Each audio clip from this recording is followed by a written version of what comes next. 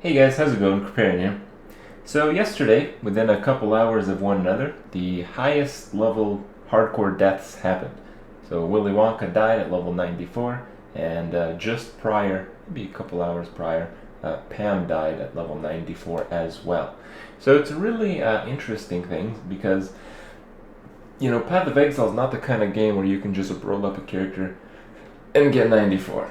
It's the kind of game where you have to play the game for months on end, really hardcore, get really lucky, get grouped with other really good people, and maybe if you're lucky enough not to die to a desync, disconnect, or all the other random crap that can happen to make it to such a high level.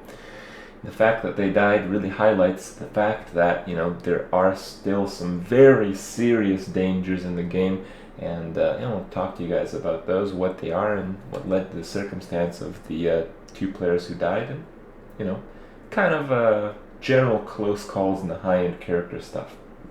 So the reason these deaths are really significant is because people don't die at that level in the game. Their characters are very, very solid. I've died quite a bit in Path of Exile, but typically I die when a character is in the transition phase. It's not actually a complete, fully planned out character in it's in permanent phase. I've never lost like a character I've had for more than maybe a week, aside from my Wander when open beta was first released, and that character, I just died to something that I didn't think worked the way it did, blowing up the corpse of the boss and whatnot. But typically there are many foreseeable dangers, but some of them just have a high risk element, and those are the two things that actually led to the deaths of our fellow Path of Exilers. So Willy Wonka died in a crematorium boss map, and it was boss damage with haste, and he went down pretty fast. I think he got fairly unlucky with how many times he was hit by the same firestorm, but eventually if you get hit by a firestorm, you're eventually going to get hit by most of the little bolts that come down, and his character didn't have the perma stun item. So what happened, in my opinion, after watching his death, is he was running through a firestorm, and he thought he was clear, but in fact he was still getting hit, and he rubber banded just a little bit back, indicating that he actually was stunned. And the game, when you get stunned, the game resyncs you back. So he was in the firestorm the whole time. He went to log out and died the second that he tried to. And even if he did log out, I don't think he would have made it, just because there is, maybe a fraction of a second that his character remains in the game. And from the point where he realized that he had to log out, I felt he would have died anyway. So it's just a very dangerous situation. Crematorium boss is no joke. If your character can be stunned, if you don't have complete control over what's going on. And Pam, he died in a lot lower level map. I don't remember exactly what he said it was. I think it was 68 or something like that. He just mentioned that he got insta blown up with shock stacks.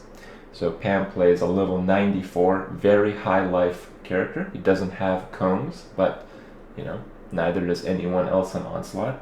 And it kind of highlights the fact that some of the discussion that's been going on with like CI versus life, and life is immune to status ailments, is just simply not true. If a character that's level 94 that goes full life can die to shock stacks in a 68 map, and in the 68 maps the monsters do like half the damage, maybe less than that, of like a 77 map, pretty much tells the story that shock stacks are a problem now for everyone after they nerfed the elemental adaptation and the inner force stacking purity. So the game remains in a state where it's still very unlikely to die if you have a complete character, but there's still a lot of things that are really crazy. On my Discharger, which is one of the strongest characters that I've played, probably one of the strongest characters that I've ever seen in Path of Exile, I still had to log out a few times. I did a map that was, I think, extra damage with minus max, and against fire golems, I desynced just a little bit, and I was taking tremendous damage. We're talking like 2-3k a hit. With the kind of armor that I have, it's pretty substantial.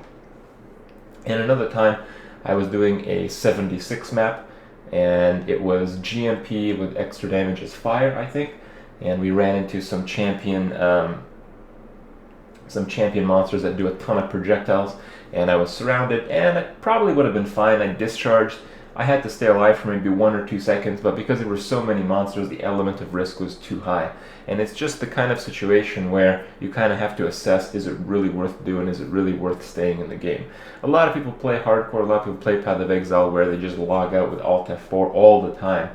You know, I tend to not do that. I tend to just stay in the game, and most of the time it works out for me. But you know, every now and then you have to, you know, really realize, it's like, you know, do I really want to risk losing my character here at a substantial risk?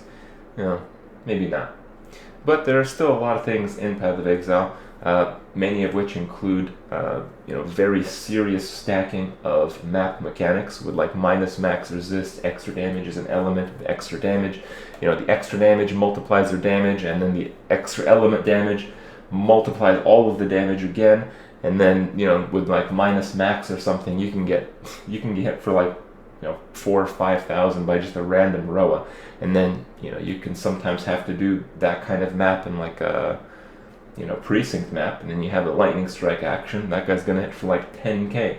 So, you know, ultimately in Path of Exile, stacking effective life is really gonna get you very far, but in the end, some crazy stuff can happen, and it's still a game where you know, you can practically die at any time. So that's it for today, guys. I hope you guys you know, find these deaths as fascinating as I do, because, you know, although certain builds make the game seem very easy at a certain level of gear, you know, it still brings you back when you see you know, fellow players die like this. So pretty interesting stuff, guys. Hope you guys enjoyed it, and I'll see you guys tomorrow.